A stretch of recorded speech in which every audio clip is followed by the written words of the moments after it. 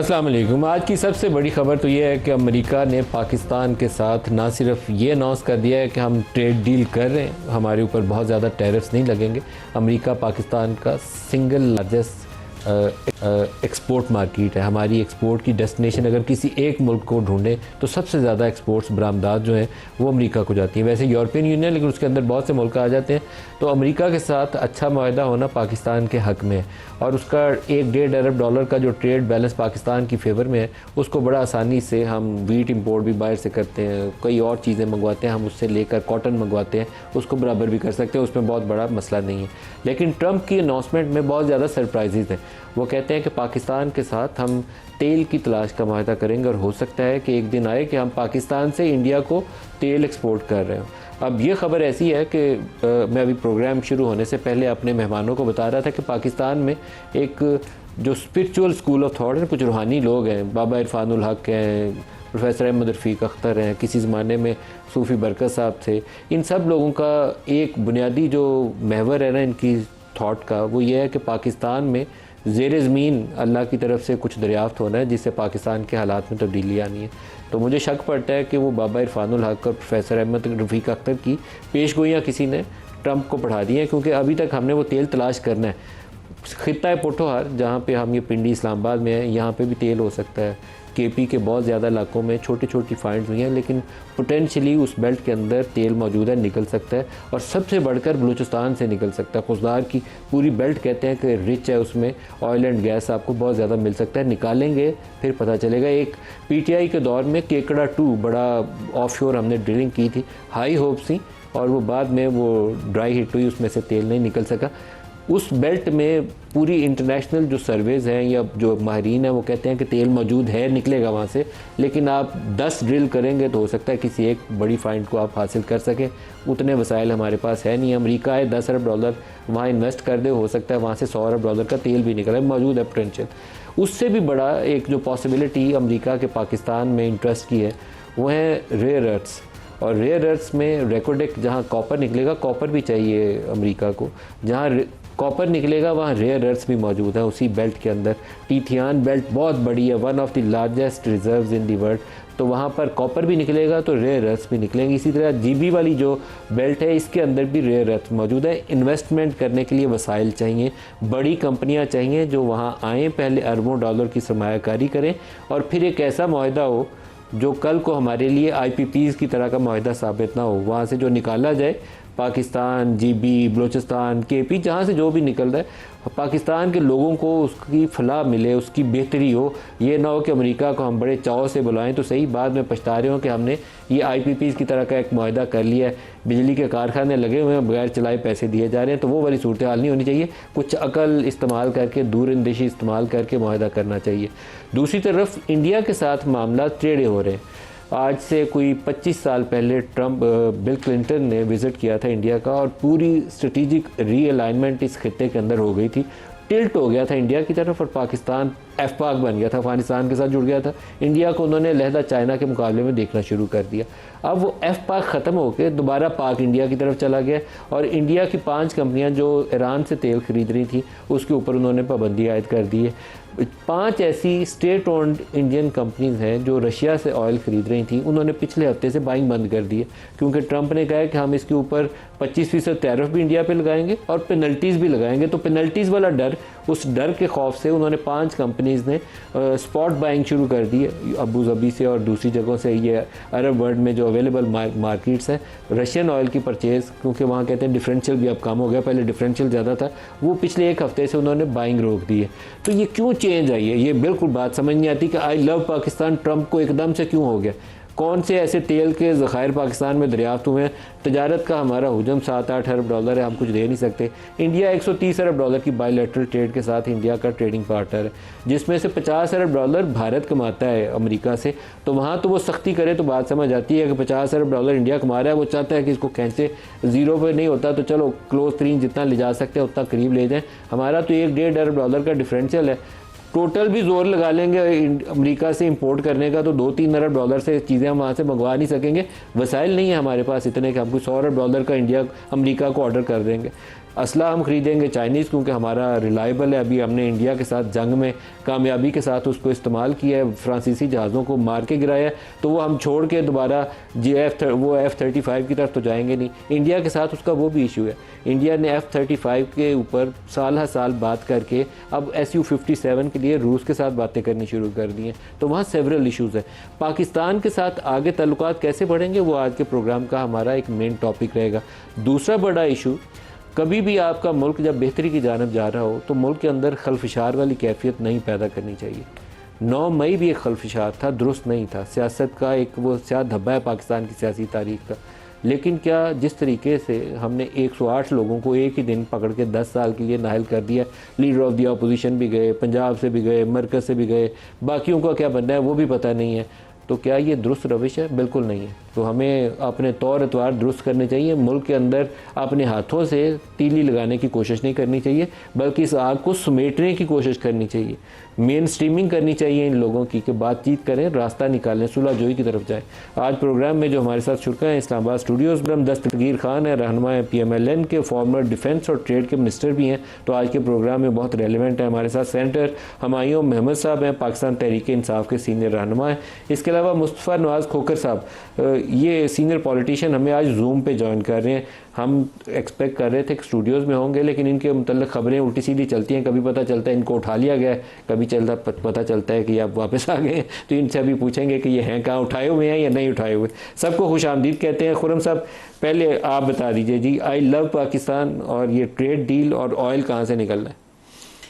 जी, इसमें 3-4 बातें आपने आई थिंक जो जिक्र किया रेयर अर्थ मेटल्स का, जो इस वक्त दुनिया में सबसे बड़ी जो डिपॉजिट्स हैं वो चाइना में है, और पूरी दुनिया इस वक्त एज ऑफ टुडे चाइना पर डिपेंडेंट है rare earth metals. I think probably 90% of the world जो रिसोर्सेज है वो कंट्रोल कर रहा है चाइना। और उनमें जो फेमस हैं, जो यानी कम लोगों के ज़हन में, मोलिब्डेनम है, लिथियम है, जो बैटरीज में बहुत सीरियस उसका यूज़ है, मिसाइलों में इस्तेमाल होता है, जो पूरा मोबाइल फ़ोन्स हैं उनके अंदर उसके बहुत छोटी छोटी क्वांटिटी, ये नहीं कि वो बहुत ज़्यादा चाहिए, लेकिन बहुत छोटी क्वांटिटी, लेकिन क्रूशल है उसको चलाने के लिए। तो रेयर अर्थ मेटल्स के लिए अब अमेरिका जो है, जो कि अपनी लॉन्ग टर्म सोच कर रहा है कि जो चाइना के ऊपर उसकी डिपेंडेंस थी मैन्युफैक्चरिंग के लिए, वो उससे बाहर आना चाह रहा है। तो वो नई जगह ढूंढ रहे हैं, और अपने हवारियों को भी कह रहे हैं कि जो चाइना से सोर्स किया करते थे रॉ मटेरियल्स, वो कह रहे हैं कि आप कहीं और से, मतलब वियतनाम को उन्होंने वाजे कहा है कि जी आप कहीं और से ढूंढें, चाइना से मंगवाना बंद कर दें रॉ मटेरियल्स। और बहुत जल्द, ज़्यादा देर नहीं है, हिंदुस्तान के ऊपर भी ये आएगी, एक शर्त आएगी।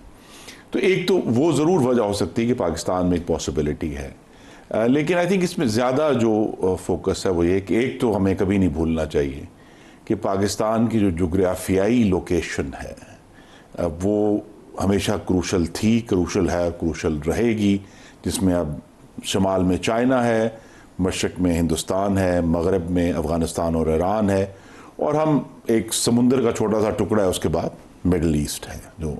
तो लिहाजा वो सर, ये जो अभी आई लव पाकिस्तान है, it is due to middle eastern situation, क्योंकि उसका हिस्सा है। चाइना का तो हमने काउंटरवेट नहीं बना, हाँ, चाइना तो हमारा दोस्त है। हाँ, तो इसीलिए उसका भी हिस्सा है ईरान, एक फैक्टर इस मिडिल ईस्ट डेफिनेटली है जी, आप उसको हम उसे डिस्काउंट नहीं कर सकते।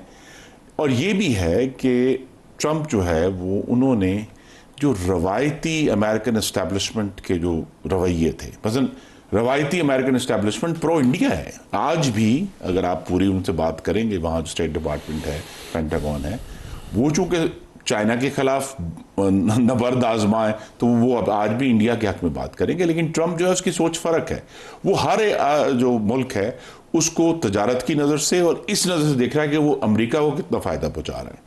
और जब उसने ये कैलकुलेट किया है, तो पिछले 25 सालों में, आपने दुरुस्त जिक्र किया, थैंक यू वेरी मच, कि सदर क्लिंटन के ज़माने से अब पूरी क्वार्टर सेंचुरी हो गई है कि अमेरिका ने कहा कि हिंदुस्तान हमारा स्ट्रेटेजिक पार्टनर है, लेकिन हिंदुस्तान डिलीवर नहीं कर पाया। वो चाइना के ख़िलाफ़ मिलिटरीली, ना ही क्वाड में, ना ही जब भी कोई आपस में क्लैश हुआ है, हमेशा हिंदुस्तान चाइना के आगे उसने सबमिट किया, उसने कभी उसको कन्फ्रंट नहीं किया। वो हिंदुस्तान ये कहता है कि ये हमारी स्ट्रेटेजिक ऑटोनॉमी है, लेकिन दुनिया जिस तरफ अब जा रही है वह हिंदुस्तान का ये वाला जो डबल गेम है कि जी हम कहते हैं कि जी अमेरिका से भी सारे फायदे उठाएं, लेकिन तेल हमने रशियन और ईरानी लेना है। ये भी उनका जो डबल गेम थी वो अब एक्सपोज हो गई है। और ये भी एक वजह है कि जो सदर ट्रंप हैं वो हिंदुस्तान के बारे में जिस तरह की गुफ्तगू कर रहे हैं, जिस तरह उन्होंने अभी ये ट्वीट किया। वो ट्रंप इंडिया से ट्रेड डील कर लेंगे, लेकिन पहले उसको ब्लैकमेल ऐसे ही करेंगे, क्योंकि ये उनका एक तरीकाकार है। ये बात तो हमें भी मालूम है ना जी कि हिंदुस्तान के नॉन टैरिफ बैरियर्स दुनिया में सबसे बड़े हैं। पूरे मुल्क की, पूरी दुनिया की कंपनियां जो हैं वो हिंदुस्तान से नाला हैं। आपको क्या लगता है ये जो प्यार मोहब्बत पाकिस्तान से बड़ा है उसकी वजूहात क्या है? और वो रोजाना मोदी को एम्बैरस करते हैं, वो कहते हैं मैंने जंग बंद कराई, मैंने जंग बंद कराई। मोदी कहता है नहीं, हमने पाकिस्तान ने दरख्वास्त की, वो कहते हैं नहीं मैंने कहा जंग बंद करो। बिस्मिल्लाहिर्रहमानिर्रहीम, इय्याका नअबुदु व इय्याका नस्तईन। सबसे पहले तो मैं आपको एक बात बताता हूँ, आप इत्तेफाक की बात है, आज आपके तीनों के तीनों जो गेस्ट है ना, उन सब की जो तालीम है वो एक इंस्टीट्यूशन से, हम तीनों के तीनों कैरेट कॉलेज हसन अब्दाल के पढ़े हुए हैं। खैर, दैट्स वन थिंग। अब मैं आपको एक बात बता देता हूँ। देखिए, मैं ट्रंप को आपने देखना है, ये गैर रस्मी सियासतदान है, ये टिपिकल सियासतदान नहीं है। और ये भी अपने मुल्क में एक इस्टेब्लिशमेंट के ख़िलाफ़ इसका काफ़ी वो रहा है, लेकिन वहाँ पे इस्टेब्लिशमेंट की बाज़ लिमिट्स होती हैं। वो कहते हैं कि हम सब कुछ कर सकते हैं, लेकिन हम लोग जब आपकी क्या कह सकते हैं उसे, इलेक्टोरल सिस्टम आना शुरू हो जाता है, हम उसमें इंटरफेयर नहीं कर सकते। That's one of the reasons he one, otherwise he was not in a good books. अब आ जाती है बात कि वाई पाकिस्तान। मैं ये समझता हूँ ये जो चेंज हुआ है ना, ये जो पाकिस्तान और इंडिया की जो जंग हुई है ना, और उसमें ये याद रखे कोई F-16 नहीं इस्तेमाल हुआ, उसमें सारी की सारी चीज़ें जो इस्तेमाल हुई वो चाइनीज़ इस्तेमाल हुई हैं।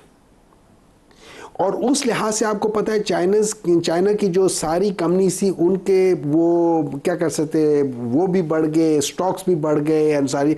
अब ये चीज़ें, और मेरी नज़र में यूएस का जो सबसे बड़ा जो सोर्स ऑफ इनकम है वो उनकी वेपनरी है।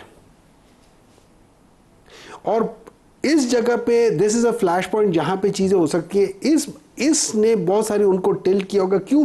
वहाँ पे जिस तरीके से ये जो 6 जहाज़ हमने गिराए हैं, ये कोई इस लिहाज से नहीं है कि कॉम्बैट हुआ है, कोई बहुत ज़बरदस्त हुआ। इसमें बेसिकली उनकी पूरी जो साइबर वॉर, जो उनकी पूरी कम्युनिकेशंस को उन्होंने बंद कर दिया, हर चीज़ कर दिया। That was a major. ये तो अपनी एयरफोर्स को शाबाश दे ना, they planned it well, executed it well to the perfection.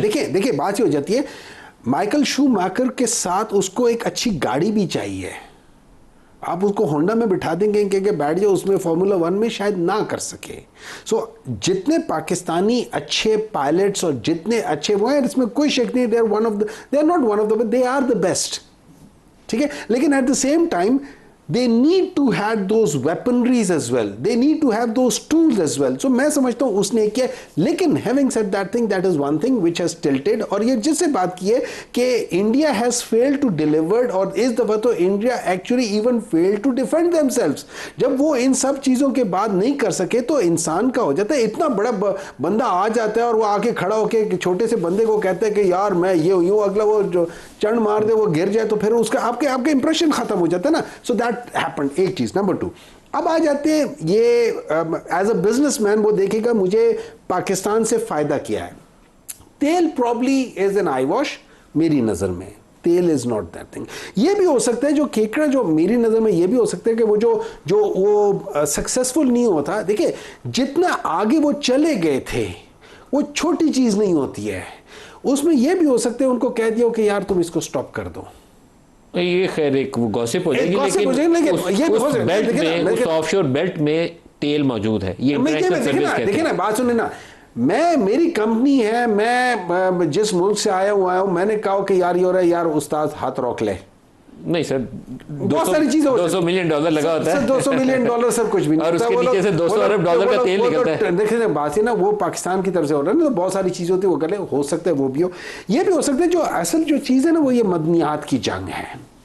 Rare earth असल चीज जो है ना, ये इस चीज की जंग है, और पाकिस्तान के अंदर ये हमेशा से था। बैरिक गोल्ड के साथ इसका मतलब है कि बड़ी अमेरिकी कंपनी आगे पार्टनर बन रही होगी। प्रॉब्लम ये थे, देखिए प्रॉब्लम ये, एक चीज आखिरी में कह दूं, मैं मेरी नजर में इन सब चीजों के लिए जो चीज फंडामेंटल है, वो जो आपने दूसरी बात की थी कि पाकिस्तान के अंदर स्टेबिलिटी फंडामेंटल है, बिल्कुल इस तरीके से चीज है। अगर आपको बहुत अच्छा भी, आपने परिंदों को बहुत अच्छा खाना दिया हो, लेकिन वो जो जगह, जिस जगह पे उन्होंने आना है, वो जगह ठीक ना हो, वो कभी उतर के खाना नहीं खाएंगे। So you need to have that stability. लेकिन एक जो चीज मैं ऐड करना वो ये था कि जो वज़ीर आज़म ने सफारती मिशन भेजा, मुझे भी इसका रुकन होने का एहसास था। तो वॉशिंगटन में हमारी दो ताकतें थी जिसकी बुनियाद पे हमने बात की। एक तो यह था, अपने ऑफ कोर्स हिंदुस्तान जो हमसे 11 गुना बड़ी उनकी आर्मी है और हर लिहाज से हमने उनको शिकस्त दी। लेकिन दूसरी चीज़ ये कि आज पाकिस्तान जो है अमेरिका के आगे हाथ फैला कर नहीं खड़ा कि हमें कोई हेलीकॉप्टर दे दें, हमें कोई टैंक दे दें, हमें तो वो, और ना ही हम उनसे कोई बजटरी सपोर्ट मांग रहे थे। ये भी एक फैक्टर है कि अब पाकिस्तान जो है वो अमेरिका के सामने सवाल ही नहीं है। हाँ, और जिसकी वजह से और उनको ये अंदाजा हो गया कि चाइना जमाने में हमने F-16 की पेमेंट की हुई थी। हाँ, तो उन्होंने वो पार्किंग फी हमसे चार्ज, हाँ, आपने कहा और हमें बाद में वीट ले लो उसके बदले में पैसों के। तो अब हमारा $500 मिलियन या $400 मिलियन का उसका एक वो मेंटेनेंस का पुर्जों का पैकेज था, वो उन्होंने अप्रूव किया ट्रम्प ने, जो हमें दिया। जब आप सवाल ही नहीं है तो हमने तो देखिए फेस किया हुआ है पिछले सालों में कि वॉशिंगटन में कैपिटल हिल में जब हम जाया करते थे तो सेनेटर और कांग्रेसमैन हमें लेक्चर देते थे कि हमने आपको $22 बिलियन दिया है और आप हमें धोखा देते हैं और हमारी मदद नहीं कर रहे। अब इस दफा हमें कोई लेक्चर देने की पोजीशन नहीं है। पाकिस्तान की ताकत में सर, मैं तो सोच रहा था आप स्टूडियो में होंगे, पहले आप ये बता दें, बाकी खबरों की तरफ बाद में आते हैं। पहले अपनी खबर आप बताएं कि आपकी खबर क्या है। आप उठाए गए, बिठाए गए, ले जाए गए, वापस लाए गए, क्या हुआ? ऐसा कुछ भी नहीं हुआ। आज मैं स्टूडियो जरूर आता, लेकिन वो अपोजिशन की एपीसी थी जो हुकूमत ने अपने जो एग्रीड मुकाम था जिस पे हमने बुकिंग कर रखी थी, तो वो उस पर नहीं होने दी। वो हमारी जो बुकिंग्स थी वो कैंसिल करा दी गई, और फिर हमें जो एपीसी है वो किसी और जगह पे, मेरी रिहाइशगाह पे शिफ्ट करनी पड़ी। तो उस वजह से सारा दिन उसमें कल रात से मसरूफियत रही। तो ये मामला था कि जिसकी वजह से स्टूडियो नहीं पहुंच सका। तो कोई काले डाले तो कोई नहीं आए सर? कोई दरवाजे के ऊपर काले डाले तो नहीं आए? लगा के गए थे जी। मैं I was away last night, एक खाने पे था, तो वहां पर इत्तला आई कि आपके घर के बाहर कुछ लोग मौजूद हैं। घर आया और घर के अंदर जब मैं जा रहा था तो गाड़ी का शीशा नीचे किया तो एक साहब कोई खड़े हुए थे। तो उनको कहा कि यार जो आपके हाई अप्स हैं उनको बता देंगे मुस्तफ़ा घर पहुंच गया, तो अगर लेके जाना है तो I just need time to pack my bags. तो मैं बैग पैक करके तैयार बैठा हूं, तो फिर भेज दीजिएगा किसी को। लेकिन फिर वो चले गए और फिर आए नहीं। तो दैट्स व्हाट हैपेंड। अरे फिर तो हालात काबू में है जी, फिर तो हालात काबू में। आई डोंट नो, तो वो शोर होगा ज्यादा था, मैंने कहा पता नहीं मुस्तफ़ा साहब को ले जाया गया। अच्छा सर, पहले इस खबर के ऊपर कमेंट कर दें। ये जो आई लव पाकिस्तान वाली चल रही है, आप भी कर दें, फिर दोबारा सियासत की तरफ आएंगे। पहले ये अमेरिका वाला मामला डिस्कस कर लें। ये नया प्यार मोहब्बत, हमारा वक्तन फ़क्तन अमेरिका से प्यार मोहब्बत रहा है, सीटों और सेंटों के दौरान रहा है, जहाद अफगानिस्तान में रहा है, 9/11 के बाद रहा है, लेकिन फिर उसके बाद ये मोहब्बत टूट जाती है हमारी। वो दरमियान में ही आके कुछ ऐसा हो जाता है कि वो लाइयाँ कीते थे वदाइयाँ कीते, वो काम शुरू हो जाता है। मलिक साहब, मेरे ख्याल में पाकिस्तान की जो रिलेशनशिप है अमेरिका के साथ, उसने बहुत हाइज एंड लोज देखे हैं। हमने यूएसएसआर के खिलाफ उनके साथ मिलकर एक जंग भी लड़ी जिसमें पाकिस्तान का एक बहुत कलीदी किरदार था, लेकिन फिर हमने उसके बाद प्रेसलर अमेंडमेंट्स भी देखी। तो इसी तरह जो विड्रॉल हुआ यूएस का उनकी इन्वेजन के बाद अफगानिस्तान से, तो बड़े जो हमारे ताल्लुकात थे काफी डाउनग्रेड हो गए और हमें काफी प्रॉब्लम्स आ गई उसमें। अब जहां तक ट्रंप साहब का ताल्लुक है, तो मेरे ख्याल में वो पर्सनलाइज्ड रिलेशनशिप्स में बिलीव करते हैं। आज स्टेट डिपार्टमेंट जो हमेशा से दुनिया के साथ और पाकिस्तान के साथ एंगेज रहा है, आज फॉरेन पॉलिसी में अमेरिका की, ट्रंप की फॉरेन पॉलिसी में स्टेट डिपार्टमेंट का इतना किरदार नहीं, और वो अपनी पर्सनल रिलेशनशिप्स के ऊपर ज्यादा फॉरेन पॉलिसी चला रहे हैं। और उसमें पाकिस्तान ने सबसे पहले उन्हें एक तोहफा दिया कि कांग्रेस से जब उनका पहला खिताब था सदर बनने के बाद, तो एक हाई वैल्यू टेररिस्ट जो एक एबी गेट बॉम्बिंग में इन्वॉल्व था, वो पाकिस्तान ने पकड़कर उनके हवाले किया और अपने पहले खिताब के अंदर उन्होंने पाकिस्तान का शुक्रिया अदा किया। तो वहां से मेरे ख्याल से पाकिस्तान को एक ओपनिंग मिली। और फिर जब ये इंडिया पाकिस्तान मामला जाहिर बात है बहुत संजीदा हो गया, दोनों ममालिक न्यूक्लियर ममालिक आपस में उलझ गए, तो उन्होंने जो रोल प्ले किया वो हम उस रोल को तस्लीम भी करते हैं, दुनिया के और भी बहुत से ममालिक तस्लीम करते हैं। लेकिन कंटिन्यूसली एक बात जो देखने में आ रही है कि मूडी उस रोल को तस्लीम करने से ना सिर्फ इनकारी हैं, बल्कि उन्होंने एक दो जगह पर प्रेसिडेंट ट्रंप को स्नब भी किया है। तो अब एक ऐसे शख्स को जो अपनी फॉरेन पॉलिसी अपनी स्टेट डिपार्टमेंट के अलावा चलाता है, अपने लाइक्स और डिसलाइक पे चलाता है, तो उसके साथ ऐसा रवैया रखना फिर वो आएगा इस तरह के आदमी को। एक मीटिंग थी गालिबन G7 की इन कनाडा, जिसमें ट्रंप ने रिक्वेस्ट की मूडी को कि आप आए और वापसी पे अमेरिका रुकते जाएं, लेकिन मूडी वहां पर नहीं रुका और उन्हें स्नब करके वापस इंडिया निकल गया। और जो कंटिन्यूसली ट्रंप साहब का बयानिया है कि मैं दो न्यूक्लियर ममालिक के अंदर सुलह कराई, तो उनकी जो खामोशी है और उससे इनकार मूडी साहब का, वो उनको काफी इरिटेट किए जा रहा है। और फिर साथ ही साथ एक और पस मंजर भी है। चैलेंज किया कि आप कहें, उन्होंने चैलेंज किया कि जी आप कहें ट्रंप ने झूठ बोला है। सर G7 से वापसी के ऊपर मोदी वाशिंगटन रुक ही नहीं था सकता। G7 से वापसी के ऊपर जब ट्रंप वाशिंगटन पहुंचे तो वो फील्ड मार्शल आसिम मुनीर के साथ 1-on-1 लंच के लिए बैठे हुए थे, तो उसमें तो मोदी की और सुबकी हो जाती, तो मोदी तो वहाँ रुक ही नहीं था सकता ना, उसके तो फरार का रास्ता चाहिए था उसे। ब्रेक ले लें, ब्रेक से वापसी के और ऊपर हमारे साथ रहिएगा।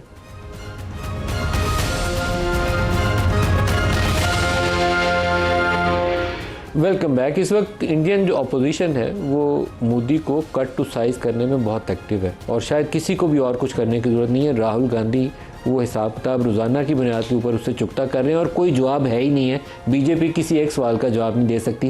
वो पूछते हैं 5 जहाज़ गिराए, बताओ कितने गिरे, तो वो कहते हैं नेशनल सिक्योरिटी का मामला नहीं बताएंगे।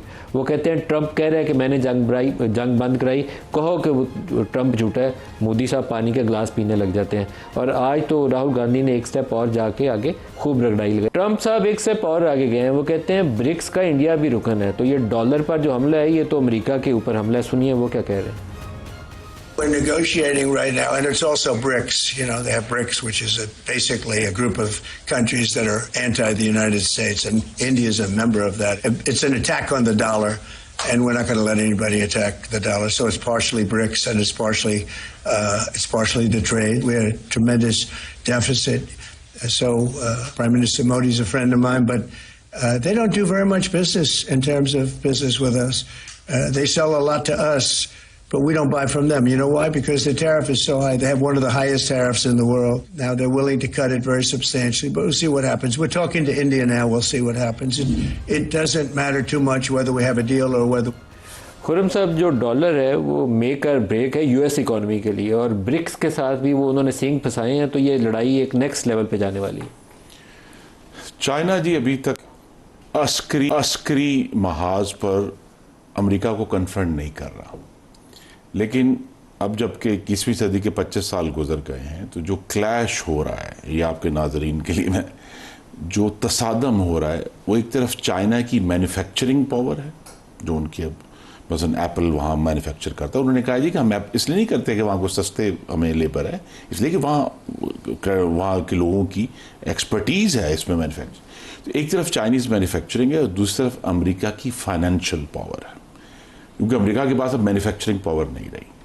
अब जो है, जो फाइनेंशियल पावर है, वो अमेरिका के लिए एक बहुत ही हसास और नाजुक मामला बन गया, जिसका सदर ट्रंप ने इजहार भी किया है कि डॉलर की जो डोमिनेशन है, या पूरी दुनिया में जो तेल डॉलर में बिकता है, जो एक्सचेंज होता है, अगर वो डोमिनेशन चैलेंज होती है तो फिर अमेरिका की इकोनॉमी भी और अमेरिका की पूरी दुनिया में जो ताकत है उसमें बहुत ज़्यादा कमी आएगी। आज भी, और इस पर अब किताबें लिखी जा रही हैं आजकल के दौर में, कि अभी भी जो है मुख्तलिफ ममालिक में अमेरिका अपना फाइनेंशियल पावर इस्तेमाल करता है कि जी हम आपकी बैंक की ट्रांजैक्शंस रोक देंगे अगर आपने ये काम ना किया, या टर्की वो कहता है कि अगर यहाँ से रशिया के जहाज़ गुजरे तो हम आपके ऊपर सैंक्शंस लगा देंगे। तो वो जो फाइनेंशियल पावर है वो उसको रिटेन करने में बहुत इंटरेस्टेड हैं, बड़े हसास हैं, और चाइना जो है अभी तक तो अपनी मैन्युफैक्चरिंग पावर की बेस पर ही अमेरिका का सामना कर रहा है, लेकिन ये ज़्यादा देर नहीं होगा। और इसीलिए हिंदुस्तान का जब इसमें जिक्र आया, हिंदुस्तान अब ये डबल साइड गेम नहीं खेल सकता कि एक तरफ वो कहेगी मैं अमेरिका का हवारी भी हूँ, अमेरिका के साथ हमारी डिफेंस डील्स भी हैं, लेकिन हम तेल जो है वो रशिया और ईरान बुश ने 9/11 के बाद हमें कहा था ना विद अस और अगेंस्ट अस, तो इंडिया के पास भी वो सवाल आ गया। अब ये मोमेंट इसलिए मोमेंट आया है कि सदर ट्रंप की सूरत में वो जो हिंदुस्तान की तरफ एक बहुत ही नरमी थी अमेरिका के अंदर कि ये चाइना के खिलाफ खड़ा होगा, एक तो वो खड़ा नहीं हुआ, और दूसरा ये है कि अब जो जिस किस्म की दुनिया आगे आ रही है वो हार्ड पावर की दुनिया आ रही है। सिर्फ ये अच्छा, हमायूं सर थोड़ा सा पॉलिटिकल इशू को भी डिस्कस कर ले। 9 मई के मुकदमात में आज 10-10 साल की सजाएं हुई हैं, आज ये दूसरी किस्त कहना चाहिए, और अभी और भी इस तरह की आ सकती हैं। उमर अयूब साहब, शिबली फराज, जरताज गुल, हामिद रजा 10-10 साल, शेख राशिद शफीक और कमल शोजब को 9 मई केस में 10 साल की सज़ा, और इसी तरीके से मजमूई तौर पर 108 लोग हैं। पंजाब वालों को भी पहले हुई है। तो ये सिलसिला आप क्या समझते हैं, हमें किस तरफ ले जा रहा है? वरी समय, क्योंकि सियासत में नेक्स्ट लेवल ऑफ क्योस मुझे तो नज़र आ रहा है। देखिए, आप बिल्कुल सही कहते हैं। मैं एक्चुअली मैं ओवरऑल देखूं जिस तरीके से पाकिस्तान की ये जुडिशरी, जिस तरीके मेरे ख्याल में इसको वो इंडिपेंडेंट तो वो 26वीं तरमीम के बाद रही नहीं है। इस तरमीम में कुछ और चीज़ें आएंगी, आने दे, वो भी आने दे, सब कुछ आने दे। देखिए, at the end of the day हम जा किस तरफ रहे हैं आपने इसमें देखा है। अब ये देख ले, 3 बेसिक विटनेसेस हैं।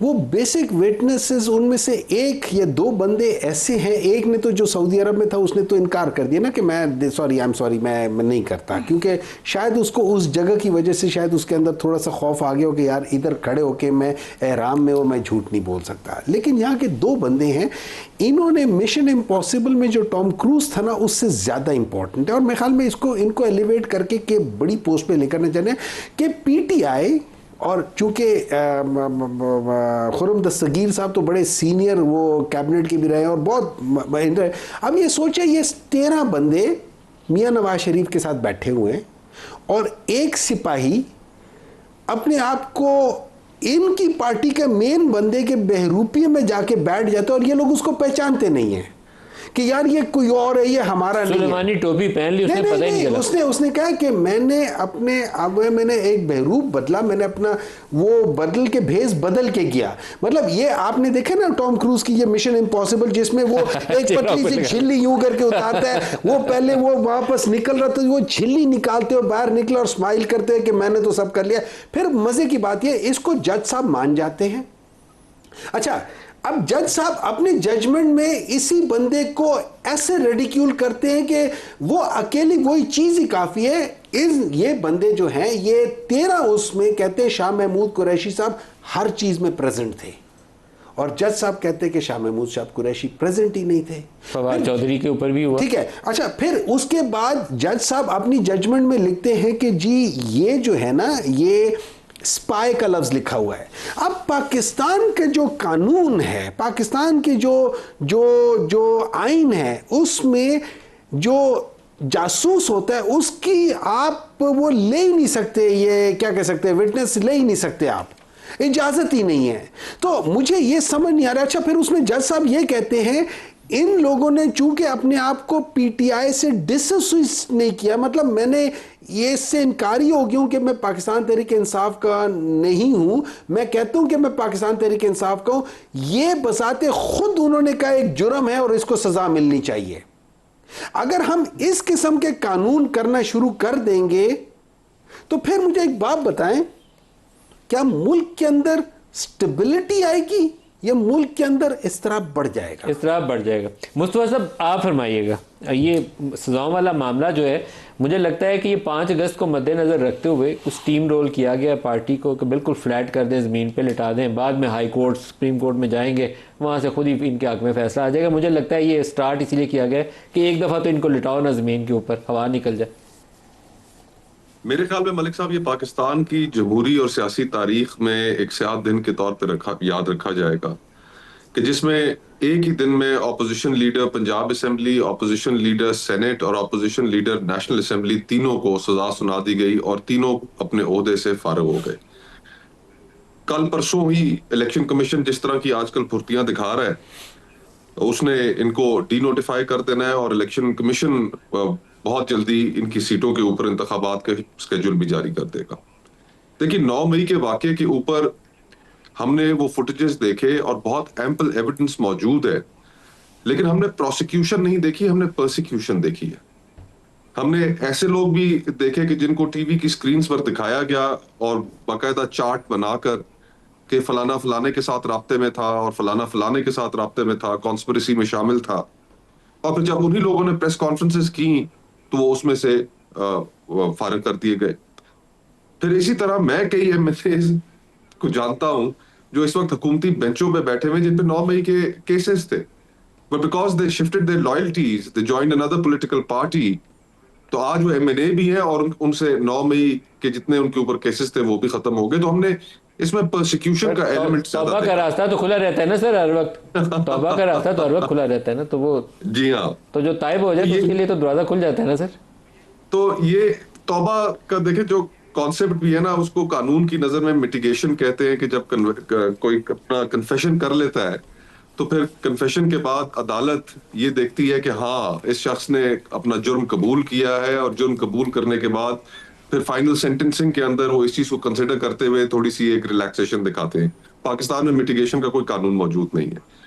अदालतें जिनकी लोगों के ऊपर केसेस थे, तो इसका मतलब तो यही हुआ कि तौबा का अगर दरवाजा खुला है तो इसका मतलब तो यही हुआ कि पाकिस्तान की अदलिया और उसका जो अदालती निज़ाम है, निज़ाम इंसाफ, उसकी कोई अहमियत नहीं। ये तो इनएडवर्टेंटली एक एडमिशन है कि आपने किसी और के पास जाके तौबा करनी है और आपने अगर कुछ जुर्म किया भी है तो आपको फिर माफी मिल जाएगी। तो ये तो पाकिस्तान का अदालती निज़ाम और स्पेशली 26वीं आईनी तरमीम के बाद जिस तरीके से कवानीन पास किए जा रहे हैं, मैं तो हैरान हूं कि अब ये किस तरीके से ये जमातें, मुस्लिम लीग नून हो गई, पीपल्स पार्टी हो गई, कि ये अपने डेमोक्रेटिक क्रेडेंशियल्स को इस हद तक कॉम्प्रोमाइज कर चुके हैं कि इनके पास अवाम को दिखाने के लिए तो अब कुछ भी नहीं रह गया। अवाम तो आप एक तरफ कर दें, जो इंटरनल इनकी कॉन्वर्सेशंस होती हैं, हमारे बहुत से दोस्त हैं, भाई हैं पीपल्स पार्टी में, नून लीग में। खुरम साहब से भी इसका जवाब ले लेते हैं। खुरम साहब, माजी में नून लीग से काफ लीग निकाली गई थी, पीटीआई के लिए जनूबी सूबा पंजाब महाज वो जो भी एक ग्रुप पूरा मार्ज वजूद में आ गया, पीपल्स पार्टी से पेट्रियाट्स निकल आई थी, बहुत कुछ हुआ, आपको 19 सीटों 21 सीटों पे आ गए थे, पीपल्स पार्टी 17-18 सीटों पे आ गई थी। क्या ज़रूरी था कि पीटीआई वालों को उससे भी आगे जाके तो रगड़ा इतना लगाया जाए कि इनकी नाक मट्टी में ज़रूर रगड़ेंगे, हम तब तक नहीं छोड़ेंगे, कुछ हम आगे बढ़ सकते थे? अदलिया के मामलात को बहुत अरसे से देख रहा हूँ, मैं तो उस पर कमेंट नहीं करूँगा, सच्ची बात है। क्योंकि ये कहना कि जी आज की अदलिया ख़राब है और मोहतरम साकिब, निसार, खोसा, गुलजार और बंदियाल वाली अदलिया बहुत अच्छी थी, ये भी गलत है। या वो कहेंगे जी वो खराब थे, निज़ाम कहते हैं कि जी वो खराब थे। अकाउंट रिसीवेबल पे जो नवाज शरीफ की सजा थी वो इतनी खराब थी, लेकिन अब ये जो 10-10 साल की सजाएं दे रहे हैं, क्या कर रहे हैं? देखिए ये सारे इश्यूज जो हैं ये इस बात का तकाजा करते हैं, एक ही रास्ता है जिसकी तरफ अपोजिशन और तहरीक इंसाफ जाना नहीं चाहते, कि बिल आखिर अगर हमने पाकिस्तान में इस मुल्क की जमहूरियत को और आइन को आगे लेकर चलना है तो सियासी जमातों के आपस बैठने के अलावा और कोई रास्ता नहीं हो सकता। तो बैठे ना, आप तो तैयार हैं। ये 10 साल की आपने सजा सुनाई, ये बैठेगा कौन? आप नहीं, मेज से उठकर गए हैं।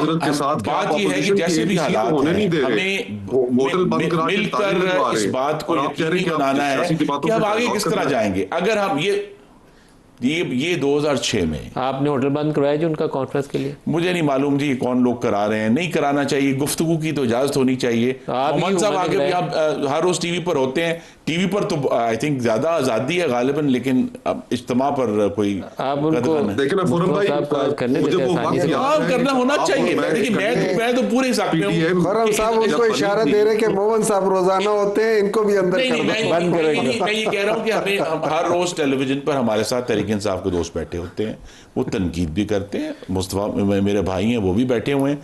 तो यहाँ तो ये गुफ्तगू की जो इशू है असल में कि पाकिस्तान में जो क्रिटिसिज्म है वो जाती हो जाता है, हुकूमती पॉलिसियों पर खुलकर तनकीद करें और कोई कमी नहीं है टॉपिक्स की, लेकिन ये कहना कि हमने जरूरी एक ही इदारे पर हमला करना है, उसके सरबराह पर हमला करना है, उसको सोशल मीडिया में मतून करना है या पार्टी के सरबराह को मतून करना है।